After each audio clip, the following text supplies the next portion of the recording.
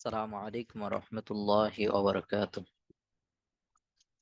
اللهم صل على محمد وعلى آل محمد كما صليت على إبراهيم وعلى آل إبراهيم إنك حميد مجيد. اللهم بارك على محمد وعلى آل محمد كما باركت على إبراهيم وعلى آل إبراهيم إنك حميد مجيد. ربي زدني علما ربي زدني علما ربي زدني علما ربي يسر ولا تعسر وتمم علينا بالخير.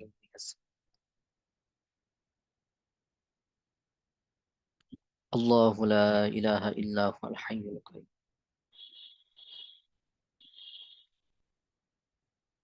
لا تأخذه سنة ولا نوم له ما في السماوات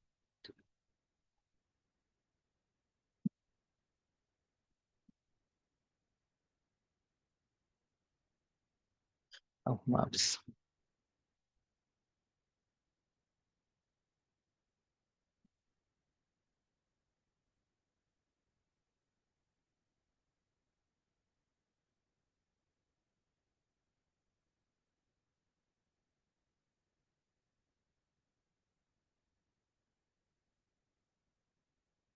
যে আপনারা সকলে ভালো আছেন, আল্লাহ তাআলা সবাইকে কেমন রেখেছেন?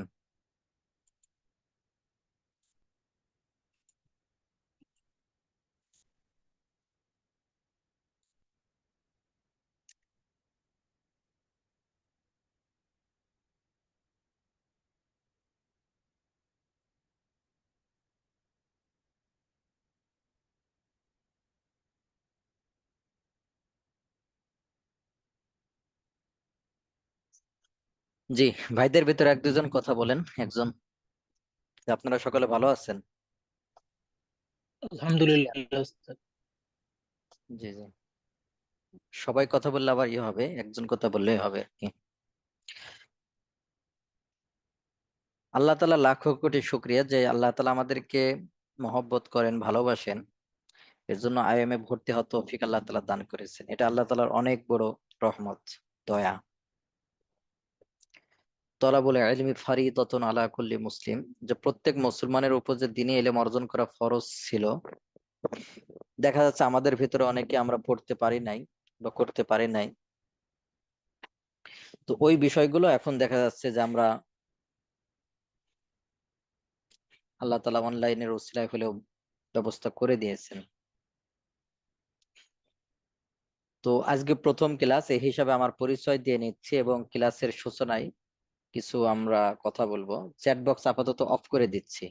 এটা অন থাকলে দেখা যাচ্ছে অনেকে ক্লাস করতে একটু কষ্ট হয়। তো আমার নাম আব্দুল ওয়াহিদ। আমার নাম আব্দুল ওয়াহিদ। আমার বাড়ি হলো কুষ্টিয়া জেলার দৌলতপুর থানায়, রিফাতপুর ইউনিয়নে।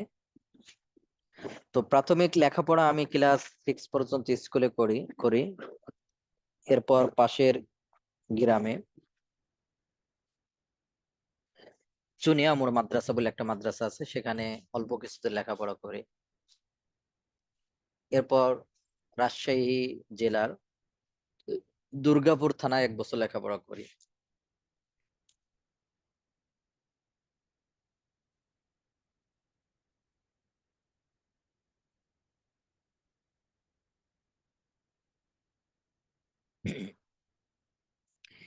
এরপর 2 বছর কুষ্টিয়া জেলার আল্লাহ দরগা মাদ্রাসা, অনেক বড় মাদ্রাসা, দৌলতপুর থানা, সেখানে লেখাপড়া করি।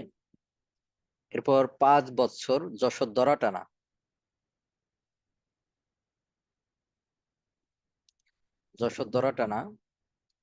সেখানে লেখাপড়া করি।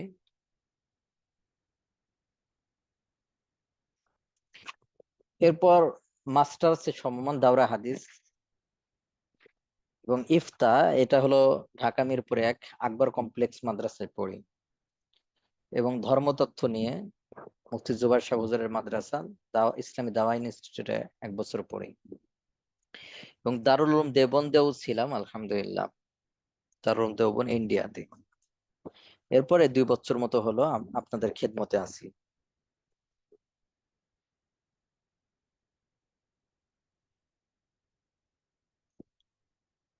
তো আমি আপনাদের সাথে দুইটা সাবজেক্ট নিয়ে থাকবো। প্রথমটা হলো আপনাদেরকে আমি ফিক, অর্থাৎ বুধবার এবং শুক্রবার যে ফিক হবে ওই ফিক ক্লাস আমি নিব ইনশাআল্লাহ। আর আরেকটা হলো শনিবার যে আকীদার ক্লাস হবে, আকীদার ক্লাস দুইজন উস্তাদ আমরা নিব। শনিবার যে আকীদার ক্লাস হবে ওই আকীদার ক্লাস আমি নেব ইনশাআল্লাহ।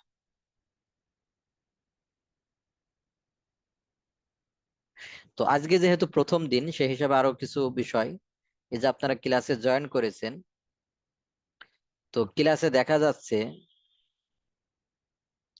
বেশ কিছু জন আপনারা নাম দিয়ে জয়েন করেছেন। নাম, এই যে নাম লেখা, আপনারা নাম দিয়ে জয়েন করেছেন। যারা নাম দিয়ে জয়েন করেছেন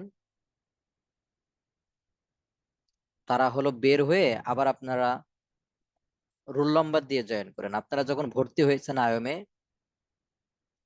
তখন একটা নির্দিষ্ট একটা রোল নাম্বার দিয়েছে, দেখেন 24 12 এভাবে করে একটা রোল নাম্বার দিয়েছে। আপনার রোল নাম্বার দিয়ে জয়েন করেন, আপনারা নাম দিয়ে জয়েন করেছেন। আর আপনাদের হলো অ্যাটেন্ডেন্স হয়, অর্থাৎ আপনি ক্লাসে উপস্থিত ছিলেন কিনা এর উপর একটা নাম্বার আছে।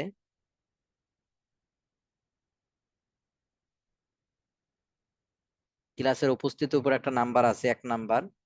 তো আপনি যদি নাম দিয়ে জয়েন করেন, আমাদের হলো সফটওয়্যারে সবকিছুই করা হয়।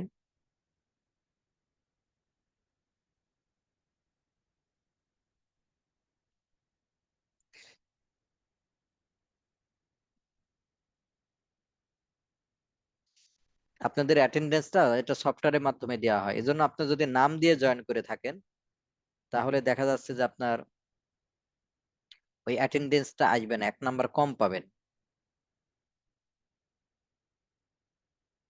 এজন্য আমি আপনাদেরকে বলবো বেশ কিছু জন আপনারা, এই যে এখানে বেশ অনেকজন, শেষের দিকে অনেকজন আপনারা নাম দিয়ে জয়েন করেছেন। তো আপনারা বের হয়ে কি দিয়ে জয়েন করেন? রোল নাম্বার দিয়ে জয়েন করেন।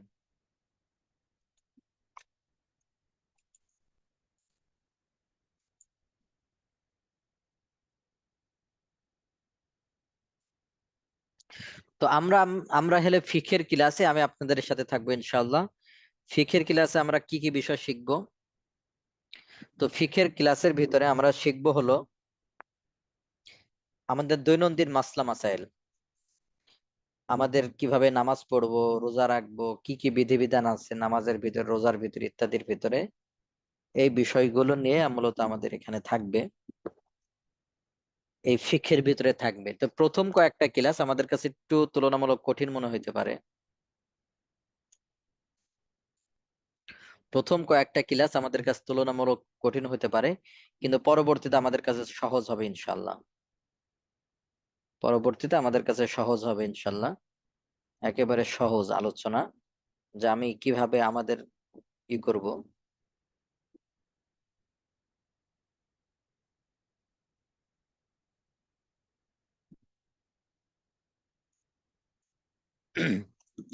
প্রথম ক্লাস আমাদের আজকে যে বিষয়টা নিয়ে আলোচনা করা হবে সেটা হলো ফিকের পরিচয়, আলোচ্য বিষয়, গুরুত্ব এবং উৎস নিয়ে।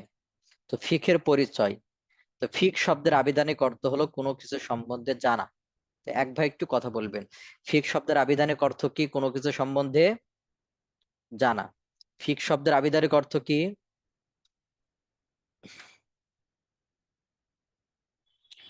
যে সিয়ার ভাইদের ভিতরে একটু কথা বললে ভালো হয়।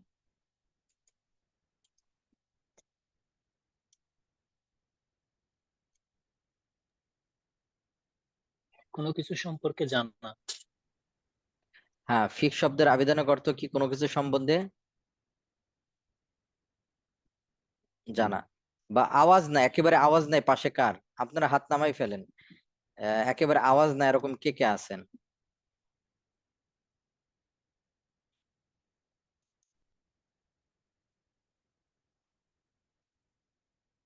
65, তিনি হাত উঠেছেন। জি,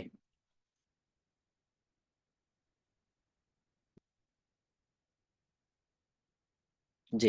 তাহলে আপনাকে এই যে 65, উনি একজন বললে হবে, অনেকজন কথা বললে দেখা যাচ্ছে যে হবে, একজন কথা বললেই হবে। 65 তিনি শুনতে পাচ্ছেন? Roll number 65। জি ওস্তাদ, শুনতে পাচ্ছি। জি জি, আপনি তাহলে একটা আওয়াজ দিবেন।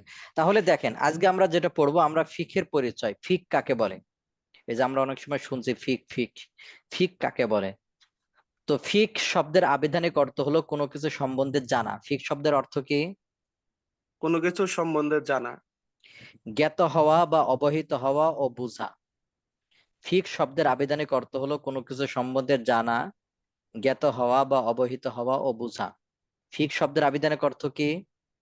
ফিক শব্দের আবিধানিক অর্থ কোনো কিছু সম্বন্ধে জানা, জ্ঞাত হওয়া বা অবহিত হওয়া।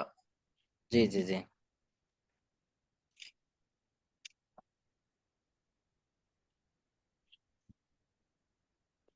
তেমনি ভাবে আল্লাহ তাআলা বলেন লাহুম কুলুবুন, তাদের অন্তর আছে, লা ইয়াফকাহুনা বিহা, এই বিষয়ে তারা অনুধাবন করতে পারে না। এখানে আমরা দেখতে পাচ্ছি, এখানে ফিকটা লা ইয়াফকাহুন, এখানে ফিকটা অনুধাবন করতে পারা, বুঝার অর্থে ব্যবহার হয়েছে।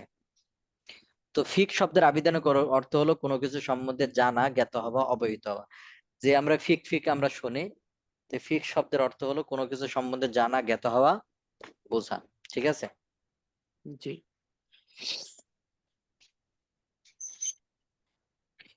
ফিকের পারিভাষিক পরিচয় কি?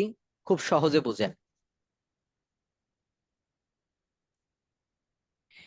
ফিকের পারিভাষিক পরিচয় হলো, আমরা যে দৈনন্দিন আমল করি, ইসলামের বিধিবিধান পালন করি, নামাজ পড়া, রোজা রাখা, হজ করা, জাকাত দেওয়া ইত্যাদি, এই বিধিবিধান গুলো সম্পর্কে কোরআন এবং সুন্নাহের আলোকে জানাকেই ফিকের পরিচয়। এটাকেই ফিকের পরিচয় বলে।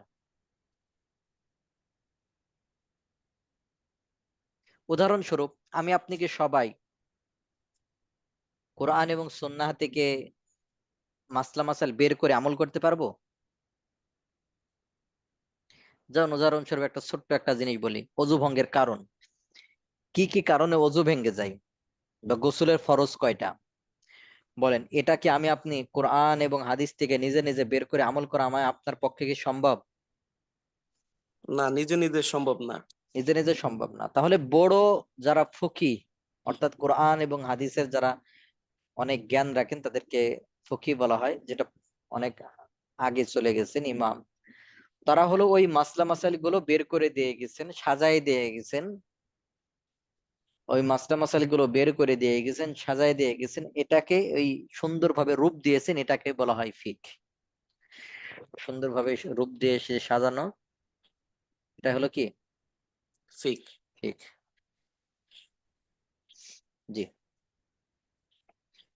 তো ফিকের পারিভাষিক পরিচয়, ইমাম শাফি রহমাতুল্লাহ ফিকের সংজ্ঞায় বলেন, শরীয়তের বিস্তারিত প্রমাণাদি কোরআন সুন্নাহ থেকে গবেষণা ও ইজতিহাদ, গভীর চেষ্টা করা, আমলি শরীয়তের কর্ম বিষয়ক বিধি বিধানাবলী, বিধিবিধান সম্বন্ধে জ্ঞাত হওয়াকে ফিক বলে। তাহলে আমরা আজকের আলোচনায়, আজকে প্রথম দর্শে আমরা যে বিষয়গুলো জানছি, সে বিষয়টা হলো দ্বিতীয় স্লাইডে, যে ফিকের পারিভাষিক পরিচয় কাকে বলে। তো এখানে যে বিষয়টা বলা হয়েছে যে শরীয়তের বিস্তারিত প্রমাণাদি কোরআন সুন্নাহ থেকে, শরীয়তের বিস্তারিত প্রমাণাদি কোরআন সুন্নাহ থেকে গবেষণা ও ইজতিহাদ, ইজতিহাদ মানে গভীর চেষ্টা করা, ইজতিহাদ অর্থ কি? গভীর। গভীর চেষ্টা করা। হ্যাঁ। আমলি শরীয়তের কর্ম বিষয়ক বিধানাবলী, শরীয়তের কর্ম বিষয়ক বিধানাবলী, বিধিবিধান সম্বন্ধে জ্ঞাত হওয়া। অর্থাৎ আমরা দৈনন্দিন যে আমল করি, আমরা দৈনন্দিন যে নামাজ পড়ি ইত্যাদি ইত্যাদি, এই বিষয়গুলো, বিধিবিধানগুলো সম্বন্ধে ভালোভাবে জানা, এটাকে কি বলা হয়? ফিক বলা হয়। বুঝতে পারছেন? জি।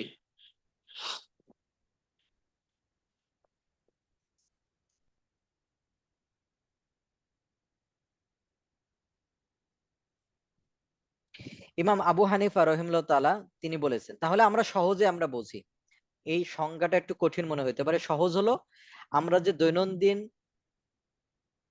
নামাজ পড়ি, রোজা রাখি, ইসলামের যে বিধিবিধান গুলো মানি, এগুলো কোরআন সুন্নাহর আলোকে এর সঠিক সমাধানটা জানাকেই ফিক বলা হয়। এই সঠিক সমাধান জানাটাকে কি বলা হয়? ফিক বলা হয়। ফিক বলা হয়।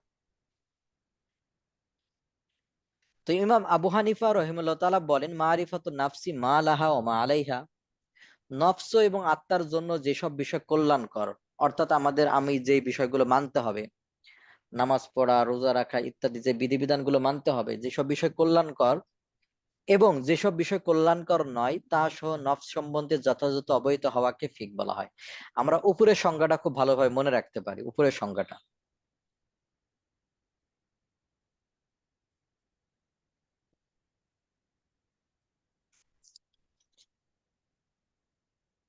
মূলত ইসলামের বিধিবিধানগুলো সমষ্টিকে ফিক বলা হয়। ইসলামের যে বিধিবিধান, এটার সমষ্টিকে কি বলা হয়? ফিক বলা হয়। সহজে আমি আপনার কাছে প্রশ্ন করি একটা, বলেন কুরআনুল কারিমের ভিতরে, একটু চিন্তা করবেন, কুরআনুল কারিমের ভিতরে আমরা যে কিয়ামত পর্যন্ত কোটি কোটি মাসালার সম্মুখীন বলতে কোটি কোটি মাসালা আমাদের জানা দরকার, এই সব মাসালার বিস্তারিত সমাধান এটা কি কোরআনের ভিতরে আছে, পাওয়া যাবে? বিস্তারিত সমাধান আসলে ওইভাবে কোরআনের ভিতর পাওয়া যাবে না, এটা হাদিস দেখতে হবে। পাওয়া যাবে না। এর কারণ জন্যই এখনো আমরা হ্যাঁ, ফিক সম্পর্কে জানতেছি। হ্যাঁ, হ্যাঁ, তো বিস্তারিত এটা পাওয়া যাবে না, কারণ কোরআনের ভিতরে সংক্ষিপ্ত আকারে এভাবে মূল মূল আছে। জি জি। তেমনি ভাবে হাদিসের ভিতরেও আপনি সবই পাবেন, দেখা যাচ্ছে অল্প কিছু বিষয় যেটা বিস্তারিত পাবেন না। যেমন আমরা যদি এখন শেয়ার বাজার সংক্রান্ত জানতে চাই, তেমনি ভাবে ব্যাংকিং বিষয়ে জানতে চাই, এটা তো অনেক পরে আসছে। জি তেমনি জি। ভাবে আরো অনেক আধুনিক মাসালা আছে যেগুলো পরে আসছে। তাহলে এইগুলো কোথায় পাবো আমরা? তাহলে কেউ যদি বলে যে এগুলো কোথায়, তে বলবেন যে এগুলো যদি কোরআন এবং হাদিসে নাই, হুবহু নাই, তাহলে কি কোরআন এবং হাদিস অথবা ইসলামী জীবন ব্যবস্থা এটা কি তাহলে অসম্পূর্ণ? নাউজুবিল্লাহ।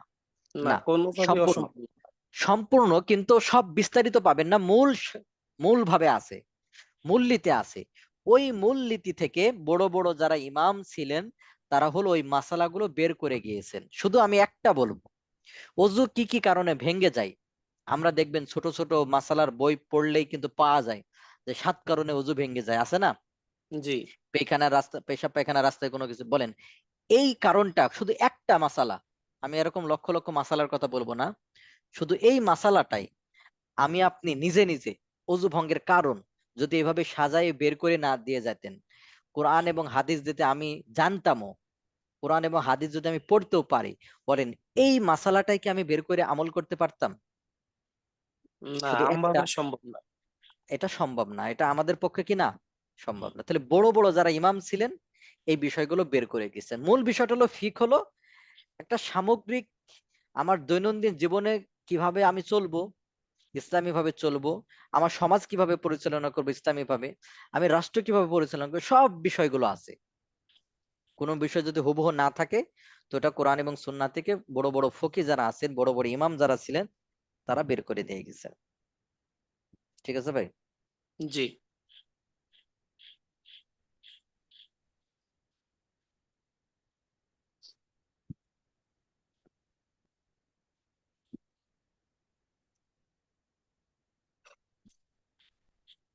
আমাকে একজন সেদিন বলতেছে যে হুজুর,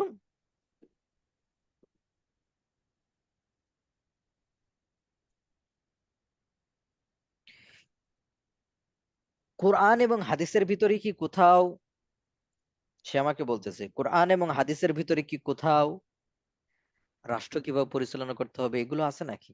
এগুলো কেন আসে? এগুলো আলেমরা কেন, আলেমরা নামাজ পড়বে, তারা জাকাত দিবে, এর সাথে তারা কেন এগুলোর ভিতরে আসে? তো বলেন, রাষ্ট্র পরিচালনা করা, সমাজ পরিচালনা করা, এগুলো কি ইসলামের বাইরে? এগুলো কি ইসলামের বিধিবিধান নাই? আছে, অবশ্যই আছে। আছে। কিন্তু অনেকে না জানে, জানে না রাসূল সাল্লাল্লাহু আলাইহি সাল্লাম রাষ্ট্র পরিচালনা করেন নাই, করছে। সাহাবায়ে কেরাম রাষ্ট্র পরিচালনা করেন নাই, তাহলে করছে। তো মূল বিষয়টা হলো শুধু ফিক হলো শুধু আমি দৈনন্দিন যে ওযু করব, নামাজ পড়বো এটাই থাকবে, বিষয়টা এমন না।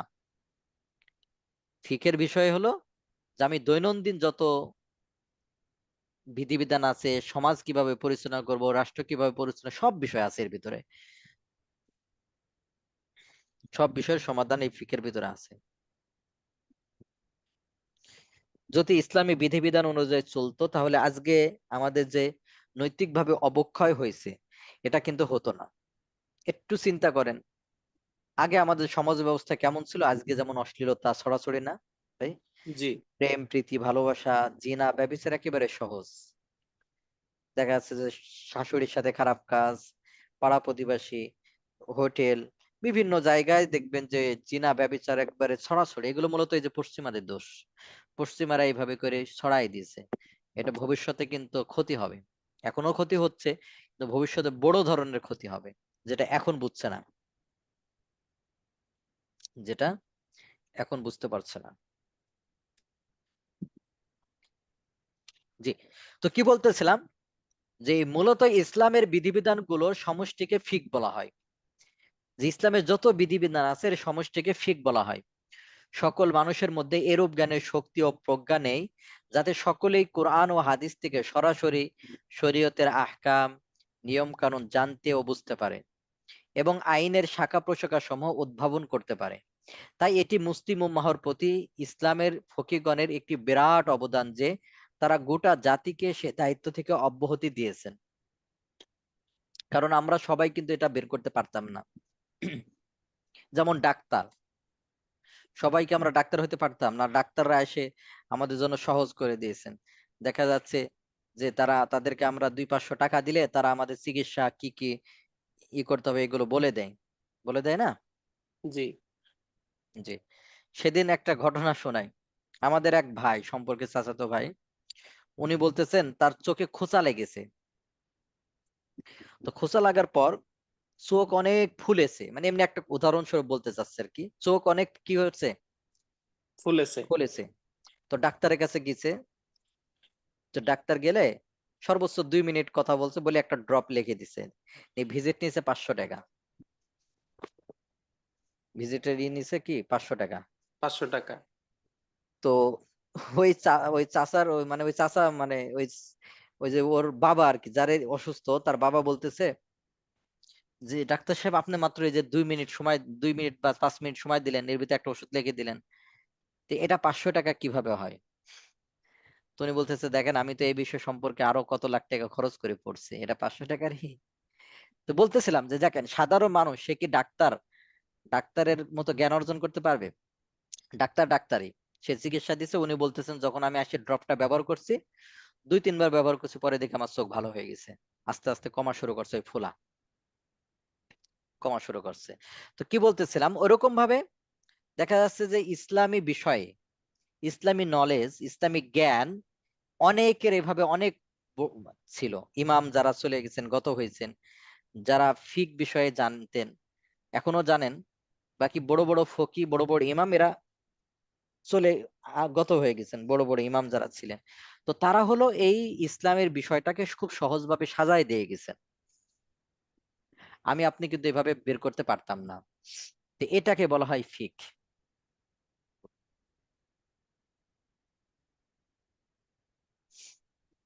ইবাদত বন্দেগী পারস্পরিক লেনদেন আচার ব্যবহার ইত্যাদি সম্পর্কে যে শিক্ষা ও নির্দেশ কোরআন ও হাদিসে ভিন্ন ভিন্ন ভাবে ছিল, তারা সেগুলোকে এক স্থানে সাজিয়ে একত্র করেছেন।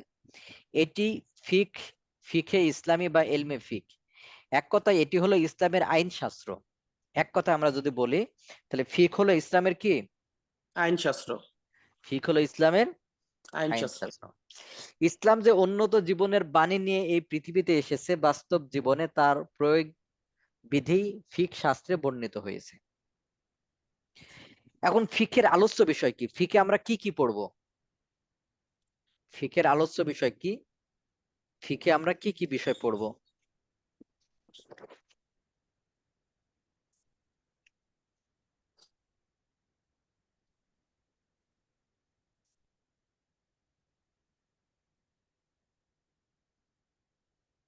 জি, তো ফিকের হলো আলোচ্য বিষয় হলো কি? ফিকের আলোচ্য বিষয় একেবারে সহজ। আমরা যে দৈনন্দিন কাজ করি, ইসলামের যে বিধিবিধান মেনে চলার চেষ্টা করি, আমরা যে দৈনন্দিন ইসলামের বিধিবিধান মেনে চলার চেষ্টা করি, এই বিষয় সম্পর্কেই মূলত আলোচনা। আমি কিভাবে নামাজ পড়বো, আমি কিভাবে রোজা রাখবো, আমি কিভাবে অন্যান্য ইসলামের বিধিবিধান গুলো মানবো, এটাই মূলত ফিকের আলোচ্য বিষয়। সহজ না? জি ফিকের আলোচ্য বিষয় হলো আমার দৈনন্দিন যে কার্যাবলী আছে, ইসলামের যে বিধিবিধানগুলো আমি মানি, এই বিধিবিধানগুলো মানা কিভাবে মানবো কি, এই এই সম্পর্কে জানাই হলো কি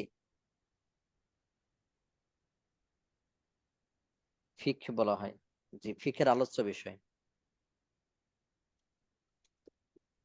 তো শরিয়াতের বিধিবিধানে প্রযোজ্য বান্দার কার্যাবলী ফিক শাস্ত্রের আলোচ্য বিষয়। ইলমুল ফিকের মূল আলোচ্য বিষয় হচ্ছে শরীয়তের আহকাম সমূহ। শরীয়তের আহকাম সমূহ। জি, শরীয়তের অনুসারী মুকাল্লাফ, মুকাল্লাফ অর্থ হলো বালেগ, অর্থাৎ যার উপরে ইসলামের বিধিবিধান আরোপিত হয়। বলেন যারা নাবালেগ আছে তাদের উপর কি নামাজ পড়া ফরজ? না, ফরজ না। তাহলে একে মুকাল্লাফ বলা হবে না। মুকাল্লাফ মানে কি? যার উপর ইসলামের বিধিবিধান ফরজ। আরোপ হয়েছে। জি, মুকাল্লাফ। তো শরীয়তের অনুসারী মুকাল্লাফ তথা বালেগ ও জ্ঞানবান মানুষের কর্ম ও আমল নিয়ে আলোচনা। অর্থাৎ বালেগ জ্ঞানবান মানুষের কর্মের স্তর ও ক্ষেত্র নিয়েই ফিক শাস্ত্রের মধ্যে আলোচনা করা হয় এবং তা ফরজ, ওয়াজিব, সুন্নত, মুস্তাহাব, মুবাহ, জায়েজ, হালাল, হারাম, মাকরুহে তাহরিমি, মাকরুহে তানজিহি ইত্যাদি বিষয় কোনটির অন্তর্ভুক্ত তা নির্দেশ করা হয় খুব সহজে। এখন এই যে এই পরিভাষাগুলো আপনারা কিন্তু জানেন না।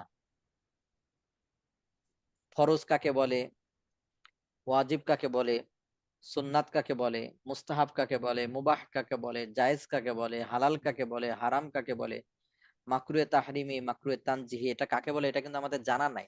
ঠিক আছে? জি জি তো এই বিষয়গুলো আমরা সামনে পড়বো। এমনি এই নামগুলো তো শুনেছেন, এটা ফরজ, এটা করা ফরজ, এটা করা সুন্নাত, এটা শুনছেন না? জি জি শোনা হয়েছে। এটা আমরা পরে পড়বো, এগুলো কাকে বলে, ফরজ কাকে বলে, তেমনি ভাবে ওয়াজিব কাকে বলে, সুন্নাত কাকে বলে, মুস্তাহাব কাকে বলে, এই বিষয়গুলো আমরা পরে ইনশাল্লাহ জানবো।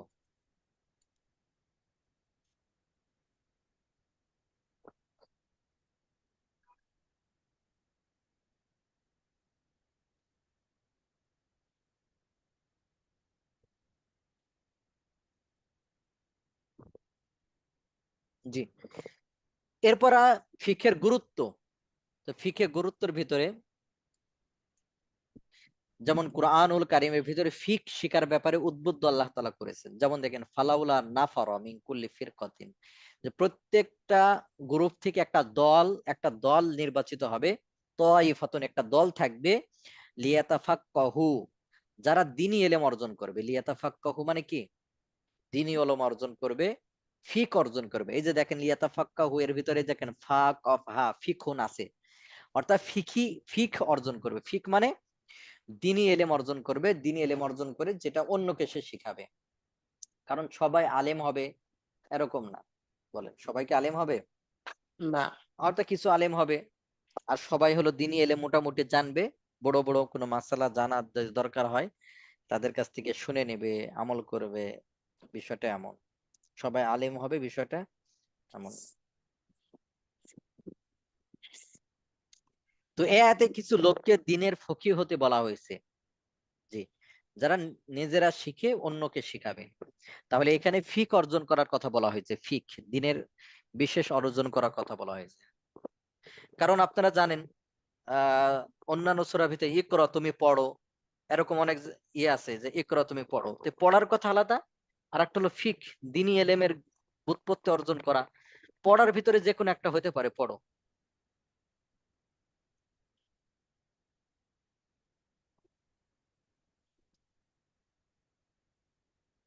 আর একটা হলো যে দ্বীনি এলেম অর্জন করা, ব্যুৎপত্তি অর্জন করা, লিয়াতাফাক্কাহু ফিদ্দীন, এটা ভিতরে আসছে।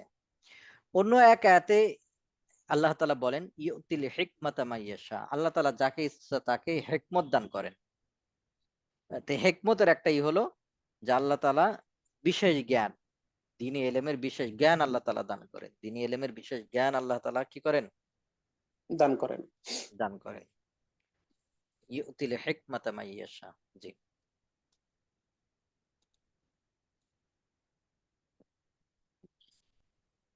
এটা ওই যে দ্বীনি ইলম মাসলা মাসাইল জানা। তেমনি ভাবে হাদিসের ভিতর আরেক জায়গায় আছে যে মাইয়ুরিদুল্লাহু বিহি খায়রান ইউফাক্কিহু ফিদ্দীন, আল্লাহ তাআলা যার কল্যাণ চান, ইউফাক্কিহু, আল্লাহ তাআলা ফিক দান করেন তাকে। তো ফিক মানে ওই যে বিশেষ কি দ্বীনি ইলমের জ্ঞান। তো এই ব্যাপারেও কি আছে, নির্দেশ আসছে হাদিসের ভিতরে। তাহলে যে আপনারা দ্বীনি ইলম অর্জন করতেছেন, এটা আল্লাহ তাআলা আপনাদেরকে কল্যাণ চান। আল্লাহ তাআলা আপনাদের কি চান? কল্যাণ চান। এই হিসাবে আপনারা দ্বীনি ইলম অর্জন করতে পারছেন বা আল্লাহ তাআলা সুযোগ দিয়েছেন। তেমনি ভাবে হযরত আবু হুরায়রা রাদিয়াল্লাহু তাআলা আনহু থেকে বর্ণিত, রাসূল সাল্লাল্লাহু আলাইহি ওয়াসাল্লাম বলেন, তাজিদুন নাসা মাআদিন, যে মানুষ সকল এরা হলো খনিতুল্য, ফাখিয়ারুহুম ফিল জাহিলিয়াতি খিয়ারুহুম ফিল ইসলাম ইদা ফাকিহু, যখন তারা ফিক অর্জন করবে তখন জাহিলিয়াতের যুগে যারা উত্তম ছিল তারা ইসলামের যুগে উত্তম। তাহলে ইদা ফাকিহু, ফিক অর্জন করবে, এই কথাটা বলা হয়েছে। তেমনি ভাবে ইমাম বাইহাকি রহিমাহুল্লাহ তাআলা তিনি বলেছেন, লিকুল্লি শাইইন ইমাদুন, প্রত্যেকটা জিনিসের ভিত্তি আছে। লিকুল্লি শাইইন ইমাদুন, প্রত্যেকটা জিনিসের ভিত্তি আছে। ওয়া ইমাদু হাদাদ দ্বীন, আর এই দ্বীনের ভিত্তি হলো আল ফিক, ফিক। তাহলে এই ফিকটা কেন ভিত্তি হলো, আমি আপনাদেরকে কিছুটা আলোচনা করছি যে আপনি কোরআন এবং সুন্নাহের ভিতরে হুবহু অনেক মাসালার সমাধান পাবেন না, মূলনীতি আছে। এই বিস্তারিত আকারে এই ফিকের ভিতরে বড় বড় ফকি কোরআন এবং হাদিসের সমন্বয়, কোরআন এবং হাদিস গবেষণা করে তিনি বের করে নিয়ে আসছেন, ওই মাসালাগুলো সাজিয়েছেন। এটাকেই বলা হয় ফিক। এটাকে বলা হয় কি?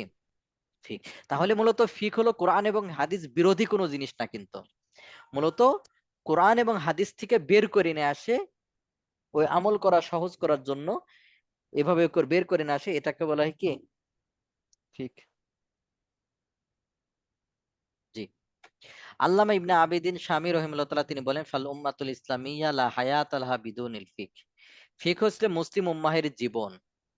বুঝতে পারছেন? কারণ কিভাবে জীবন, এটা আমি আপনাদেরকে কিন্তু বললাম। কারণ যদি ফিকটারে কেউ বাদ দিয়ে দেয়, তাহলে অনেক মাসলা মাসালা আছে যেগুলো আমরা কি করতে পারবো না, সরাসরি কোরআন থেকে হাদিস থেকে এটা পাওয়া যাবে না। জি সরাসরি জি। কোরআন থেকে হাদিস থেকে পাওয়া যাবে না। তাহলে কি ইসলাম অসম্পূর্ণ? নাউজুবিল্লাহ।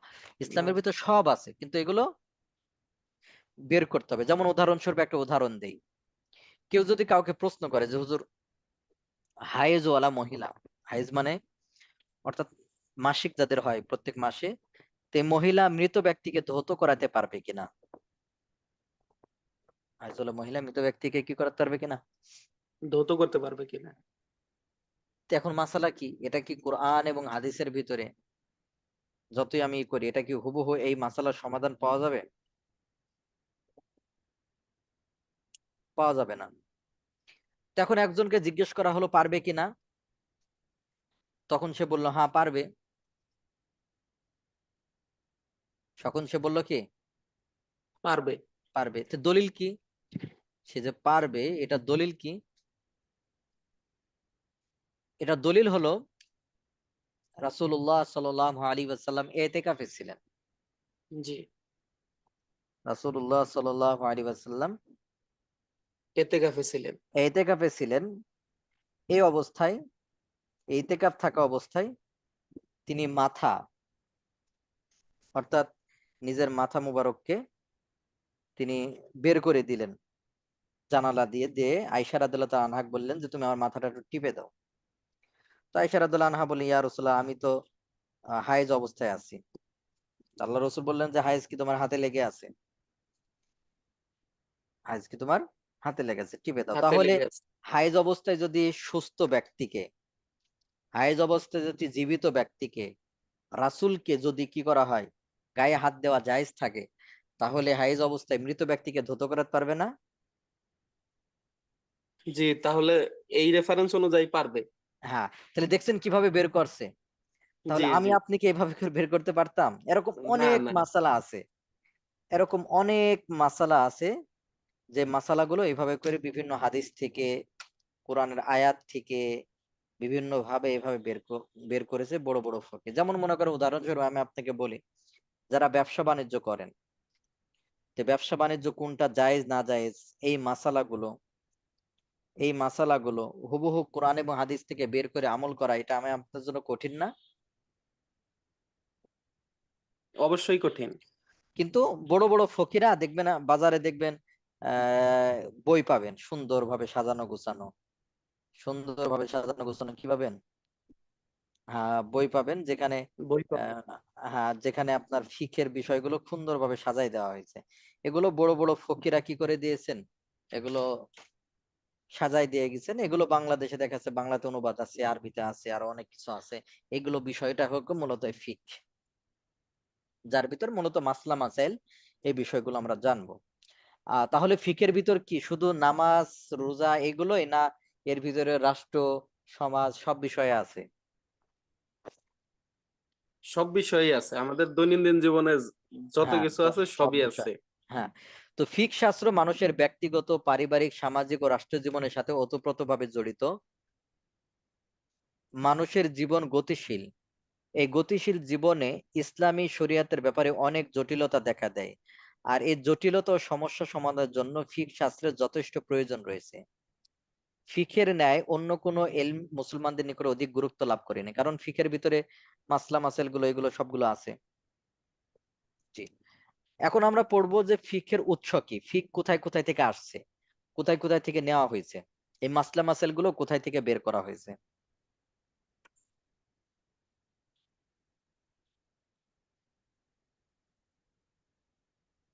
তো ফিকের উৎস হলো চারটি। ফিকের উৎস কয়টি? চারটি। আবার বলেন, ফিকের উৎস কয়টি? ফিকের উৎস চারটি। হ্যাঁ, কোরআন সুন্নাহ ইজমা কিয়াস। কোরআন সুন্নাহ ইজমা ইজমা কিয়াস। কিয়াস, কোরআন, ব- সুন্নাহ, সুন্নাহ ইজমা ইজমা কিয়াস। কিয়াস। হ্যাঁ, তাহলে ফিকের উৎস কয়টি? ফিকের উৎস চারটি। ফিকের উৎস মানে ফিকটা বের করা হয়েছে কোরআন কোরআন। থেকে।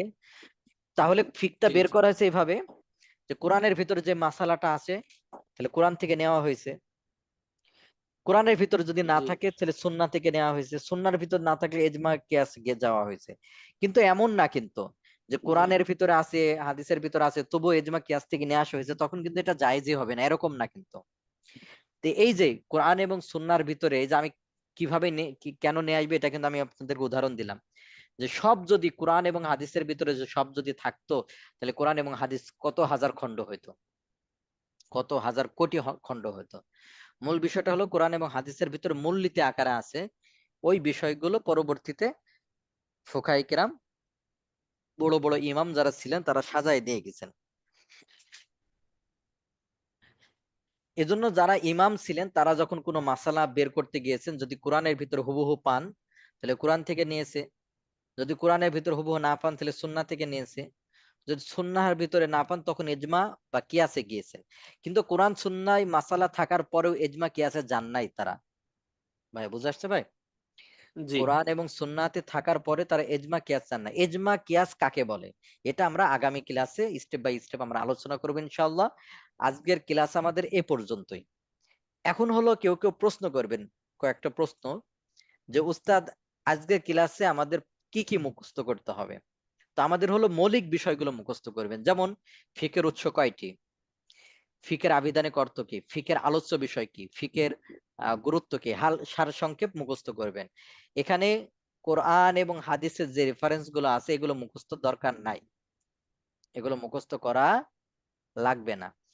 মূল আজকে দর্শ থেকে আমরা কি পেলাম সার সংক্ষেপ এটা মুখস্থ করবেন। পরীক্ষাতে আসলে আপনাদের পরীক্ষা লিখিত হবে না, এমসিকিউ হবে।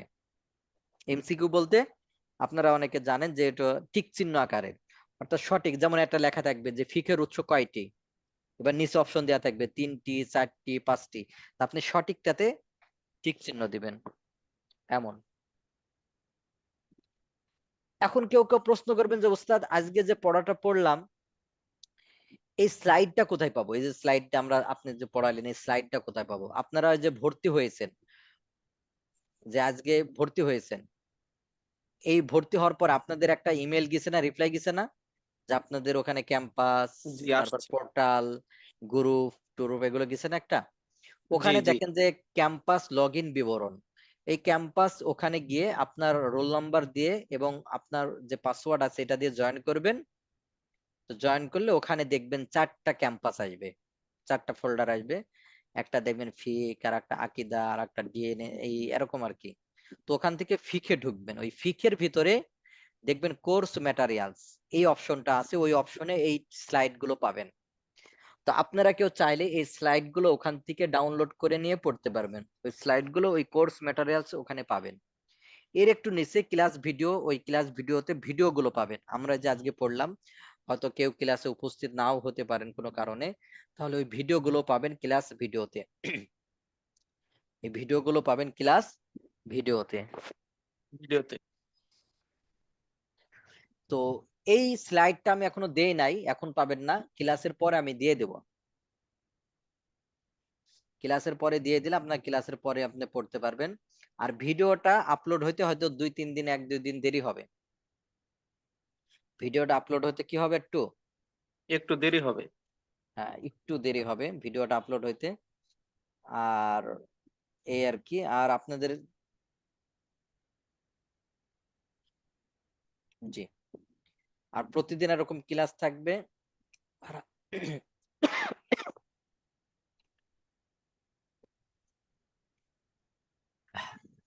জি জি, এই ক্লাসের হলো কি বললাম, এরকম ক্লাস চলবে। ক্লাসের শেষে প্রশ্ন উত্তর করতে দেওয়া হবে, প্রশ্ন উত্তর ক্লাস থাকবে। আপনাদের যাদের ক্লাস রিলেটেড, ক্লাসের বাইরের না, ক্লাস রিলেটেড যদি কারোর প্রশ্ন থাকে তাহলে আপনারা প্রশ্ন করতে পারবেন।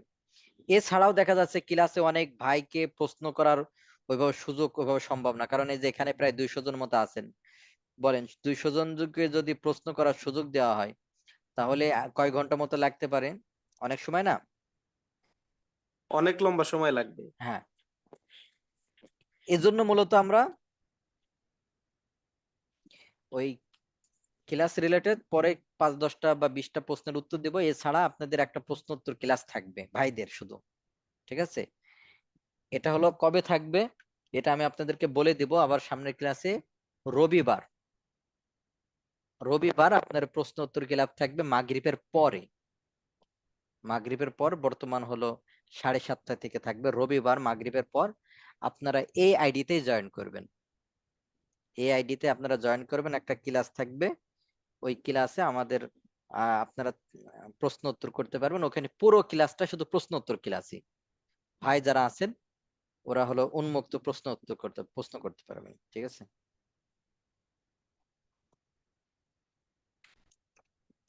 তো ঠিক আছে, তাহলে আমাদের ক্লাস আজকের এই পর্যন্তই। আজকের ক্লাসের উপর যাদের প্রশ্ন আছে প্রশ্ন করতে পারেন। পাশাপাশি আপনাদেরকে আবারও বলবো যে আপনারা রোল নাম্বার দিয়ে জয়েন করবেন। ক্লাসে যখন জয়েন করবেন রোল নাম্বার দিয়ে জয়েন করবেন। রোল নাম্বার দিয়ে জয়েন না করলে এটা হবে না, ঠিক আছে? আর সামনে থেকে আমরা আরেকটা জিনিসের ব্যবস্থা করব। আপনারা ক্লাসে পড়েন কিনা বা ক্লাসে মনোযোগ দিয়ে শুনেন কিনা, এই জন্য কাহুটের ব্যবস্থা করব। কাহুট কি জিনিস হয়তো অনেকে বুঝেন আগে থেকে, কুইজ টাইপের। আর অনেকে না বুঝতে পারেন, এটা সামনে আমরা পড়বো ইনশাল্লাহ। এটা সামনে যে কাহুট কি জিনিস, এক ধরনের গেম। পুরো ক্লাসের উপরে 2-3টা প্রশ্ন থাকবে। তো ঠিক আছে, তাহলে এই পর্যন্ত। কারো যদি প্রশ্ন থাকে তাহলে আমরা চ্যাট বক্স অন করে দিচ্ছি, আমরা চ্যাট বক্সে প্রশ্ন করতে পারি। ভাই যারা আছেন তারা আনমিউট হয়েও প্রশ্ন করতে পারেন, সমস্যা নাই ইনশাল্লাহ।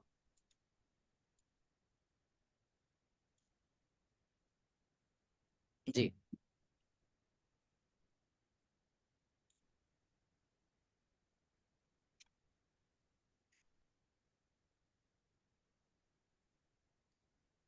প্রতি রবিবার কি ফিক প্রশ্নোত্তর দিবেন? রবিবার মাগরিবের পরে, জি। এজমা কিয়াস সম্পর্কে আজকে দরকার নাই, এজমা কিয়াস সম্পর্কে আগামী ক্লাসে আমরা পড়বো, আমাদের স্টেপ বাই স্টেপ আলোচনা হবে ইনশাল্লাহ। রবিবার আপনাদের ক্লাস না থাকলে রবিবার শুধু প্রশ্নোত্তর ক্লাস হবে, ভাইদের প্রশ্নোত্তর ক্লাস শুধু। শরীয়ত আর ফিক কি এক কথায়? এই বিষয়গুলো আরো সামনে বিস্তারিত জানবে ইনশাল্লাহ। উচ্চারণ মুকাল্লাফ, মুকাল্লাফ।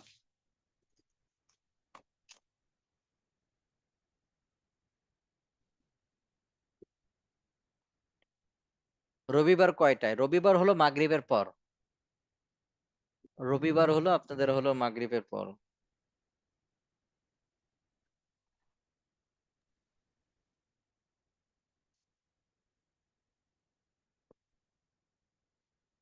হ্যাঁ, বই কিনা জরুরি কিনা আপনারা এই স্লাইড থেকেই পড়তে পারবেন। জরুরি না, আপনারা চাইলে এই স্লাইড থেকে আপনারা পড়তে পারেন, মুখস্থ করতে পারেন। এর ভিতর থেকে প্রশ্ন আসবে। আবার তবে অনেকে এই দেখা যায় পিডিএফ থেকে পড়তে পারে না, তাদের জন্য বই। রবিবার প্রশ্নোত্তর ক্লাস রিলেটেড, আমাদের দর্শ রিলেটেডই আপনারা কি করবেন, প্রশ্ন করবেন। তবে একান্ত যদি কারোর সহজ কোনো মাসালা জানার দরকার হয় সেটা করতে পারেন।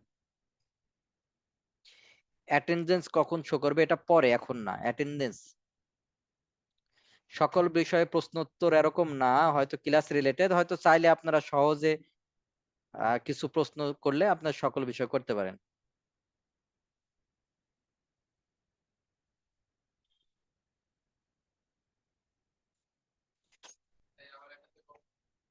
স্লাইড কি পিডিএফ ফাইল উস্তাদ? জি, এটা হলো পিডিএফ ফাইল, আমি দিয়ে দেবো।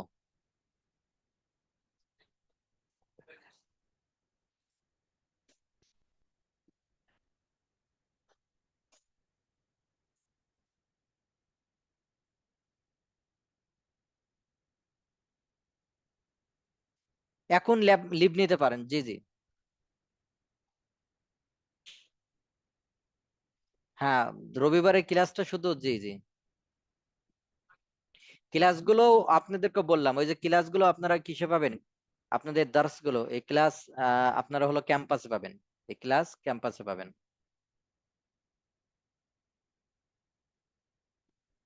জি,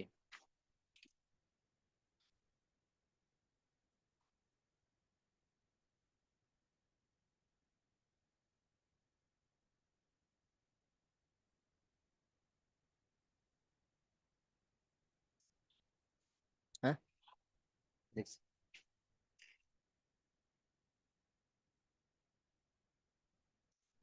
হ্যাঁ, এখন এখন বের হলে সমস্যা নাই, এখন বেরোন। স্লাইড গুলো সবই কি মুখস্থ করতে, না না সব না।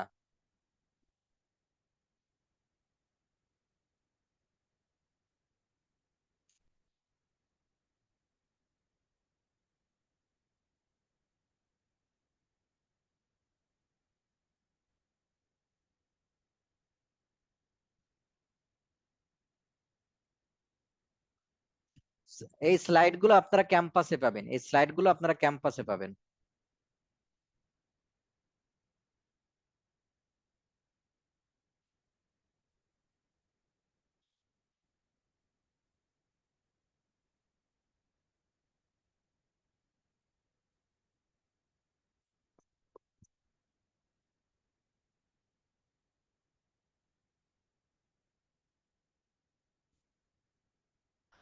জি, তাহলে আপনারা নিয়মিত ক্লাসে উপস্থিত থাকবেন। আর আপনারা ওই যে অনেকে নাম দিয়ে জয়েন করেছেন, অথবা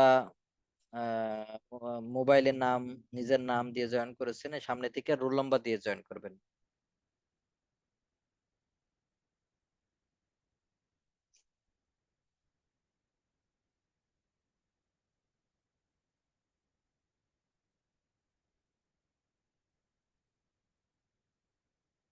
জি জি, যদি উল্লেখ করে দেন তাহলে ভালো হতো, কি কি উল্লেখযোগ্য, এইভাবে তো বলা মুশকিল। আপনারা সারসংক্ষেপ বলবেন, সারসংক্ষেপ আমি বলে দিয়েছি না। ওস্তাদ আপনার নামটা, আমার নাম আব্দুল ওয়াহিদ। আব্দুল ওয়াহিদ। না, এজমা কিয়াসটা এটা সামনে পড়বো, এজমা কিয়াসটা এটা সামনে পড়বো, আজকে থাক।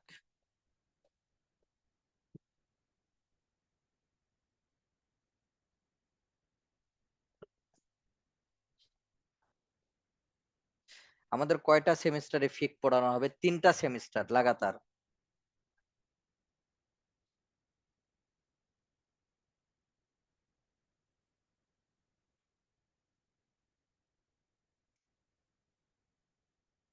জি, সবার জন্যই দোয়া করে, আল্লাহ তাআলা সবাইকে কবুল করেন, সকলে পরিবার।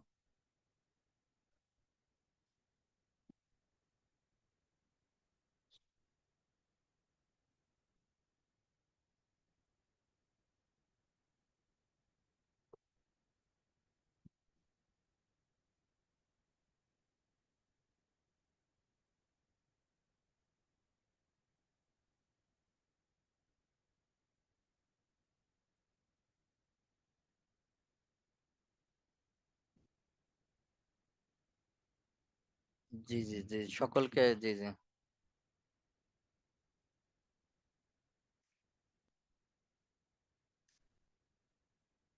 যে প্রশ্নোত্তর পর্বগুলো রেকর্ড থাকবে ওগুলো পাবেন।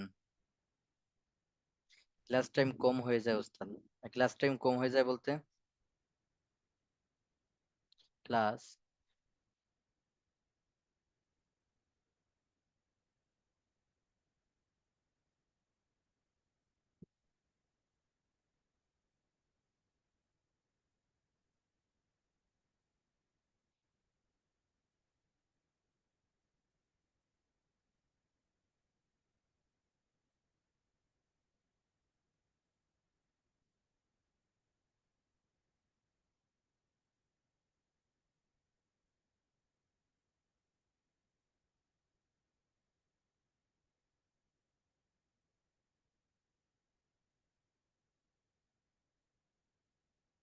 হ্যাঁ, আরো দীর্ঘ সময় ক্লাস হলে ভালো হতো, হ্যাঁ?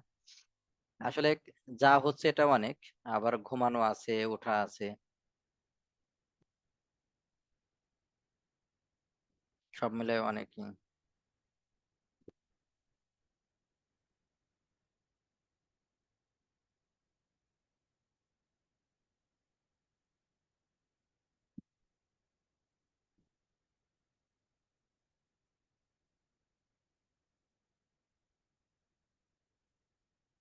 তো ঠিক আছে, তাহলে এই পর্যন্তই। আল্লাহ তাআলা সবাইকে কবুল করেন। আবারও বলতেছি, ক্লাসে আসার সময় অবশ্যই আপনারা জয়েন করার সময় আপনাদের যে রোল নাম্বার আছে ওই রোল নাম্বার দিয়ে জয়েন করবেন, অন্যথায় আপনাদের যে অ্যাটেন্ডেন্স আছে অ্যাটেন্ডেন্স কাউন্ট হবে না, এটা খেয়াল করবেন সামনে থেকে ইনশাল্লাহ। আজকে তো দেখলাম বেশ অনেকজন, জি, অনেকে এইচএসসির জন্য দোয়া চাচ্ছেন, জি দোয়া করি আল্লাহ তাআলা সহজ করে দেন, আল্লাহ তাআলা। জি জি জি, আর কারো কোনো প্রশ্ন আছে?